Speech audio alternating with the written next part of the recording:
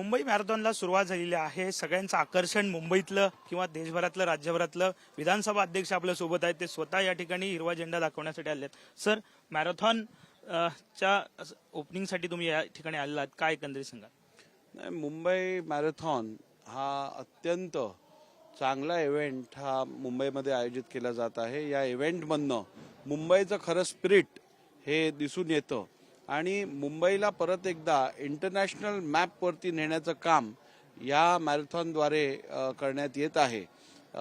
विशेष करून ही मॅरेथॉन माझ्या कुलाबा विधानसभा मतदारसंघातून सुरू होत आहे. त्यामुळे या मॅरेथॉनची वाट आम्ही दरवर्षी बघत असतो आणि प्रत्येक वर्षी उत्साह लोकांचा वाढत चालला आहे.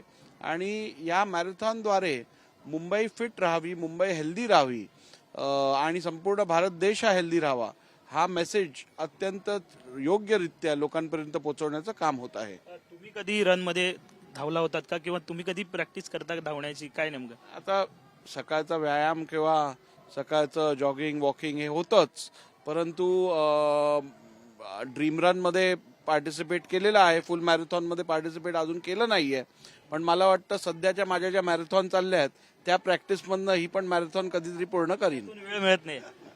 नाही, त्यातून वेळ मिळत नाहीये, पण आता त्यातून वेळ निघाल्यानंतर ही मॅरेथॉन कंप्लीट करणं सोपं होईल.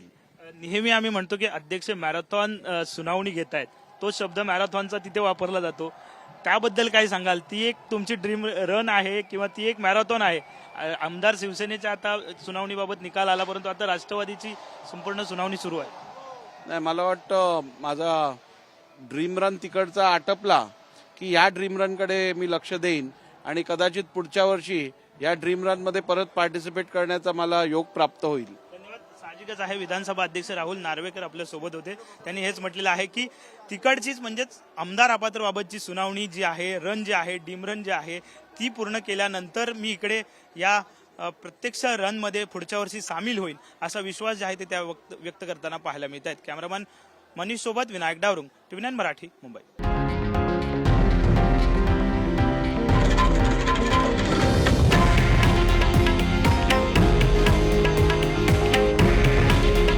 हे आहे देशातील नंबर 1 न्यूज नेटवर्क आणि आपण पाहत आहात TV9 मराठी.